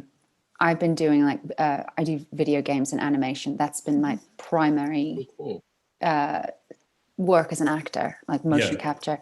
And I think it was 2017, maybe 18. I went in for, it was the role of Sarah. Sarah. Oh, interesting. Yeah. And I didn't know at the time. And they wanted me to screen test with Greg Vaughn. And it went great, but I wasn't right. I mean, I feel like I fit much more with Gwen. With Gwen, yeah. And then it wasn't until later, I think they called me in to read for another role. This was just before Gwen. I read for the role of she was a lawyer, Reese. Renee, it was something? David's aunt. Yeah. Mm-hmm. Yeah. Oh, Kelly Repold played. Yes, Evan Christian's sister. Yeah. She has red hair, maybe. Am I right? Yeah. Oh, she did the first. She did. Yeah. First incarnation. Yeah. So I went in again, and they called me and said, "Can you do this role?" And Marnie literally took 12 scripts and just piled them down. She said, "Okay, so you think you can read those and get them?" And I went, and I've been away from daytime for 10 years. I don't know how to move rapidly. I mean, rehearsals for games. You forget the grind. I totally forgot, because sometimes we will rehearse for a game for months, and we have time, and you can sit in the scenes. And I thought, how on earth am I going to memorize 12 entire episodes? And she's like, okay, so next week you can go. I'm like, oh. And then and so I thought, okay, I'm gonna do it, I'll do it. And then I remember coming in to do a wardrobe fitting or something, and Marnie kind of looks at me and says, can you just wait here, please? I'm gonna go and talk to Albert. And I thought, oh God, this doesn't sound good. Yeah. So I'm sitting outside the room and I can hear phone calls happening, and they bring me in, and Albert sits me down and he says, all right, so we've got some bad news. You're not playing this role. And I thought, oh, for goodness sake. All right. And they're like, we have a new role you're going to play, Gwen, and she's going to be British. Yeah. That's so interesting. So like you were, and it was Zoe. It was Zoe, yeah. Zoe. Yeah. Zoe. Yes. That's so interesting that like you're there and they're like, hold on one second. Yeah. And come back and go, Terrifying. so we're not doing this, but you're going to come back as Gwen. That's like what was that car ride home for you to be like, I had a job, but it doesn't start today. Yeah, I know. That was such a relief. Yeah, it was crazy. And then I remember we had passed Brandon in the hall, and Marnie's kind of going, you see him? You're going to be working with him. And I just go, hi, how are you? He looks at me like, what? Who are you? Yeah, so that's how that began. So thankfully I had more time, but I do remember my first day back. I had 2 episodes back to back, and I was so beside myself with nerves because I just wasn't used to the speed. And I feel like I blacked out. Like I don't remember shooting. I just don't remember. I'm like, did we get every line? Like that's it? It's noon and I'm done with work already. This is crazy. Yeah, so I can't believe it's been over a year now already. Yeah. Wow, that's I think that's one of the best stories of landing a role on Days that I've heard. We've heard some interesting ones. We've always heard that like people have gone in before and like, you know, they weren't right for the characters that they initially auditioned for, but to like land one and then go, being like, wardrobe, there. This one, but this one, that's we have really a bigger role for you. And I do feel like you're right. Like I feel like Gwen is very you. Like I feel like you've embodied this character so much, and you can tell the work that you've put into this character as well. Like all of this does come across on screen, and it's been since day one. Like you may not remember day one, but you know, we do. I still remember, you know, Gwen coming in and talking to Claire, who was played by Olivia Rose Keegan then, and you know, just that bizarre thing of like, I'm not really crazy, you know, I just checked myself in just to like hide. And I was just like, who is this woman? She's great. Thanks. So, thank you. That means a lot. Thank you. Such an amazing job. But okay, so for real, before we let you go, because again, we'll keep talking. But of course, we hope to have you back, because I can only imagine now that everything has been revealed that, you know, there's more to come, I would assume. And if you could, in one word, give a hint, a sneak peek as to describe what we're going to see in the future, what would that one word be? Because, you know, in daytime, you know, you have to give soap fans minimal words, because if you give them 2, they'll be able to figure out the whole entire plot. So I feel like with one, we're safe. Well, I think the obvious one is truth. Yeah.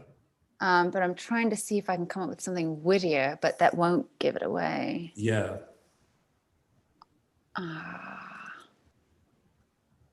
This is always a tough question for everyone, because you're like, there's 50 billion words that you're like, I just want to tell them this. But I know, there's so much. One word that you will all see. Oh God. Truth is pretty good. I mean, yeah, it's truth. It's maybe of what we've gotten. Yeah, maybe another one that just right away comes to mind is empathy. Yeah. I definitely felt that on Friday. I felt like, man, she's evil, but there's a reason why she feels the way that she feels. And it comes from a place of hurt. And it comes from a place of seeing this man. I forgot to mention this in the recap, but I'm glad I remembered it now. When she said to Jack, basically that like, it was like the type of person that he was, and that she wanted nothing to do. She wanted a father, but she didn't want a father like him. Yeah, I was like, oh, girl, like, that had to cut someone deep. Yeah, I mean, the whole thing is really devastating. And every time I would read it, I would imagine what a life like that must do to somebody. Yeah. Your mother dies, and the money that was coming in is not going to feeding your child, but to doing cocaine. Mm-hmm. And now she has to leave what she knows in Chicago, now go to England and sleep on a couch on probably some like cokeheads in some, wherever this place is. Yeah. And then her mother dies, and now she's stuck in England in this place where she has no connection to anybody, doesn't know where her father is, who her father is. Well, she did know at that time who her father is, but no contact. And she's basically brought up as an orphan. I mean, impoverished as well. And then just imagine what life must have been like for her when she leaves and is now an adult at 18 and is brought up on the streets and having to fend for herself. There were so many things that unraveled there that made me view her less as just this like one-sided evil villain, if you like, but rather somebody, like you said, who is coming from a place of deep hurt, and just at the end of everything just wants a human connection. Yeah. And I think that is where her obsession with Jake stemmed from, because she just wants connection, and with him it was through sex. And I think what she just genuinely wants is love. Yeah. Isn't that what we all want? This is true. Yeah. And it's just, this storyline is just like, I'm so captivated by it, because it just, I feel like this is finally like the foundation layer, but I feel like there's just so much more that's gonna build up. And there is more, and I have heard that there is more, but I've not been able to hear what details. So once again, I'm going, oh no. You may have to start your own PowerPoint presentation at home and just kind of like have a board, and you're like, okay, so Gwen is here. I think maybe this is a possibility, but maybe, just kind of figure it out as well. Yeah, I know, but it'll probably be like all the way on the other side once I figured it out. Like, what? But I prepared for this. It's like, whoa, they went all the way over here, as soaps usually do. Well, Emily, it has been nothing but a joy to have you on, and we're so thankful to just have a chance to talk with you and have fans get a chance to see you and hear from you about playing the character of Gwen. And just thank you for your talents. A lot of people in the chat room wanted to know if you had selected your scenes for an Emmy reel. Oh yeah. Oh no, they're like, yeah. I'm go for it. Kind of. Yeah. No, I'm sitting back and just doing my work, and it's a lot of get your speech ready. Yeah. Start drafting that speech. Oh gosh, yeah.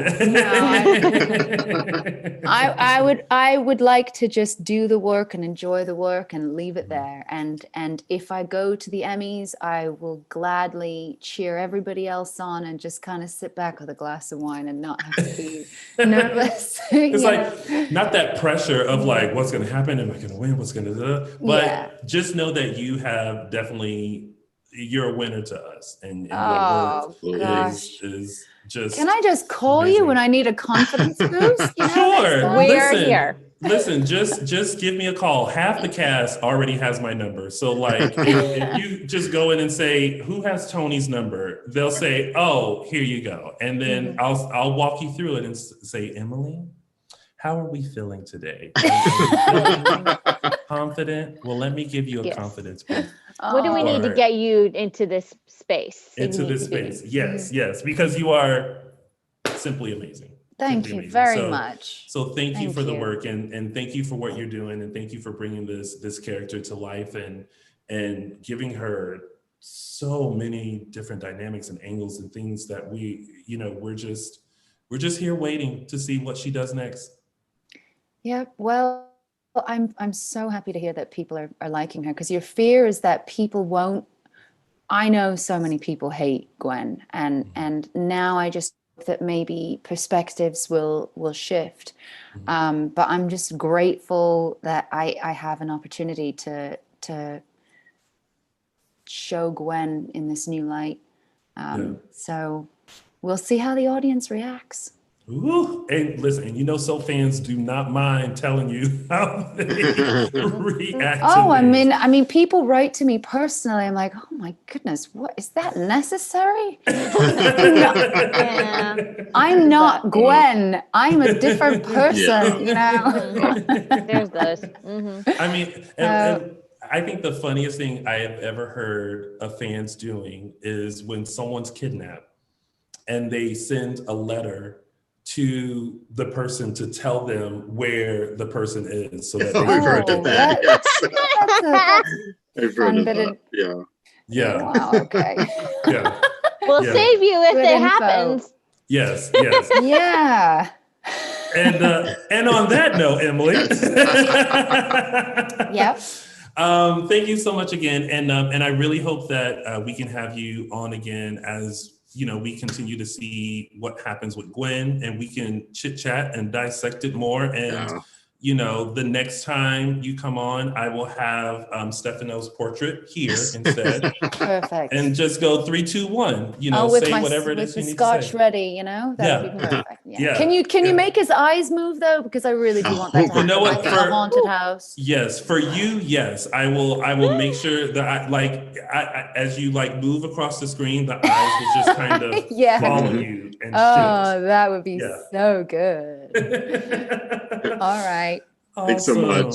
Well, thank you, Emily. Thank you. It's been a pleasure. Thank you for coming on. It was our pleasure. So much.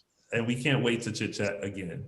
Yes, absolutely. All right. Enjoy your Sunday. Bye, everyone. Thanks. Bye. Enjoy your Sunday as well. Yeah. Thank you. Take care. Bye. Bye. Oh, that was so awesome, right? Yeah, she was great. She was so good. I really hope that people got to know her a little bit better. But guess what? We still got more shows. So we are going to quickly pick up where we left off with Tony's, with our segments, which is the favorite part of our show. And this is Tony's official 3 Snaps Award. Oh, snap. All right, so first off, oh boy, hold on. See, this is why Michael Mattis needs to be here, because he's so much better at this than I am. No. Okay, hold on.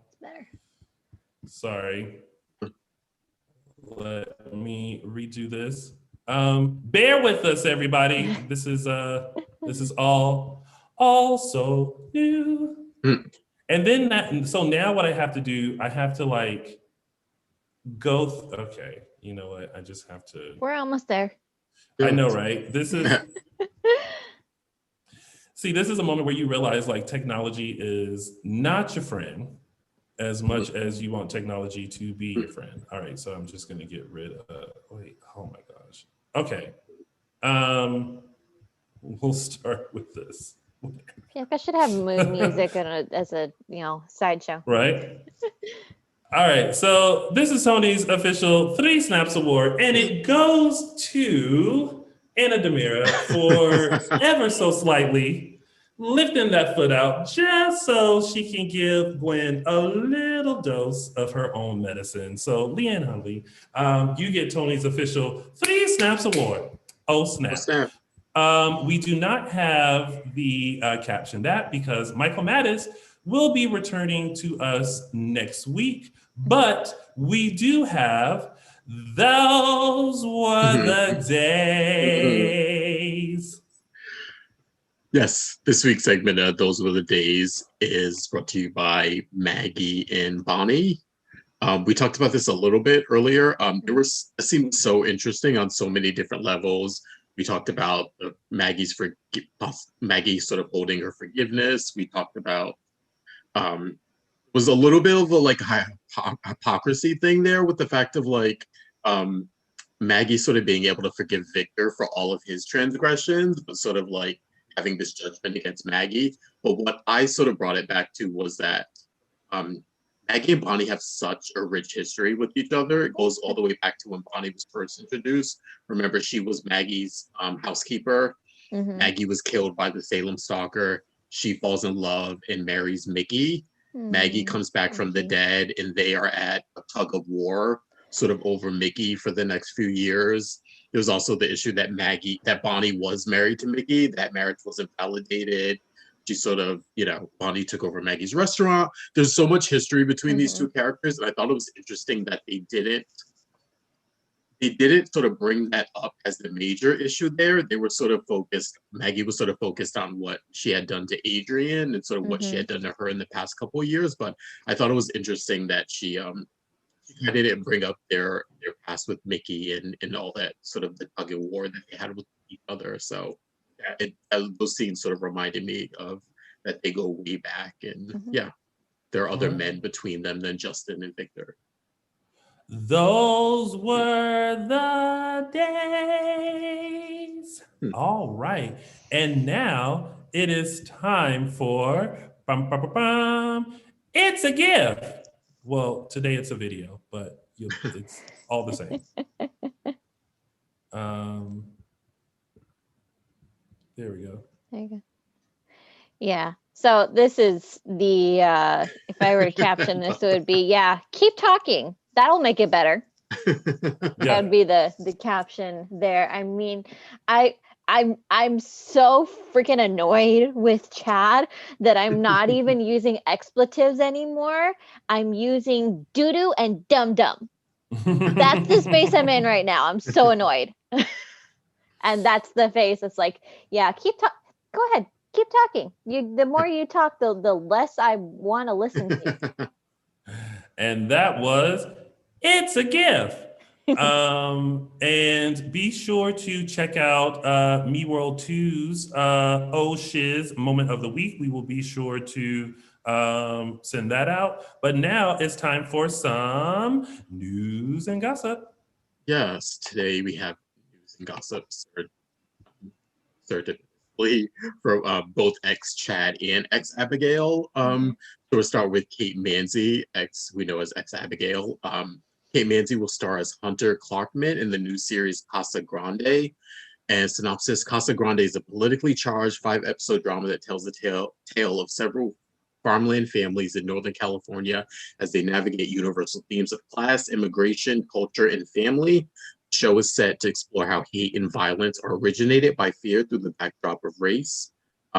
This particular production is still underway, so we don't have any info on premiere dates or platforms, but we will keep you informed. Next, we have Casey Diedrich, ex-Chad, will star in Hulu and Blumhouse's Tentacles. Synopsis, Tentacles is the latest installment from the horror franchise Into the Dark. Tentacles stars couple Tara and Sam, who's Casey Diedrich, fall head over heels in a new romance and entwine their lives until their intimacy transforms into something terrifying. And look for Tentacles to premiere on Hulu on February 12th. And last but not least, we have Spectrum Celebrity Events just announced an upcoming virtual Q&A, including one with Mike Manning, who's Charlie Dale, on February 27th. Other Q&As include Ben Lewis from Arrow and Cameron Grimes from Young and the Restless. For ticket information, please visit spectrumcelebrityevents.com. Yes, and I oh, think there's only a few tickets left for Mike Manning, so make sure you get on it. oh, cool. And just a couple of quick shout outs, anniversary shout outs. This week it was Drake Hogestad's 35th anniversary with the show. So congratulations, shout out to him. Also, Alison Sweeney this week, I think it was even Friday, was 28 years with the show. And we know she's been in and out the last few years, but that's a pretty long year for both of them. So congratulations to both. And also a very happy 50th birthday to Scott from Spectrum Celebrity Events. He celebrated his 50th birthday this week. We really thank you for you and Matt for your dedication to our show, including our lovely commemorative plate that they got us to commemorate 5 years, our 5th anniversary. And thank you for all that you do. So happy birthday, Scott. Hope it was fun, fabulous, and amazing. And now we all get to see a sneak peek as to what's to come on next week's episode of Days of Our Lives. Ooh, here we go. Philip is in trouble with the mob. They want me 6 feet under. Was that a gunshot? You have to be okay. Do you hear me? I get this feeling that she is alive. Hello? Let me out of here. Hello? Yes! Well. Yes! Question is, though, are they on Ben Weston Island? We'll see. No, when I got this news, I kid you not, I literally, because it was the day of the inauguration, I got that news, and I literally at the top of my lungs said, Yahoo! Like that, and then the whole house was really confused. I honestly really think that there was no way that they could continue without having some sort of explanation. So I'm glad they are doing this. So this is going to be great. You get that couple chemistry like once in a blue moon. Mm-hmm. It doesn't happen that often. You have to hold on to it. This is true. Well, for an extended promo, you guys can go to the Days app to watch that. So make sure you tune into that. And that's it. That has been your very long show of Dishin Days. Before we head out, Justin, where can they find you on the social media? You can find me on Instagram at Justin Lee Hareld. Araceli. Everyone can find me on Twitter at Tia323 Araceli. And you can find all of us right here on YouTube by subscribing and also clicking your notification. You can also find us on Facebook and Instagram, Dishin Days and _Dishin Days on the Twitter. And of course, you can find me on all social media platforms at loungerwithtony.com. I want to send a big thank you to Emily O'Brien for coming in and stopping by and talking all things Gwen. Also, shout out to you all for watching and tuning in. We hope that you had a wonderful time, but come back next week where we do it all again. We give you a full recap of next week's episodes of NBC's #1 hit soap opera, Days of Our Lives. Until then, have a wonderful week and we'll see you next Sunday. Bye, everybody. Bye, everybody. Bye, everyone.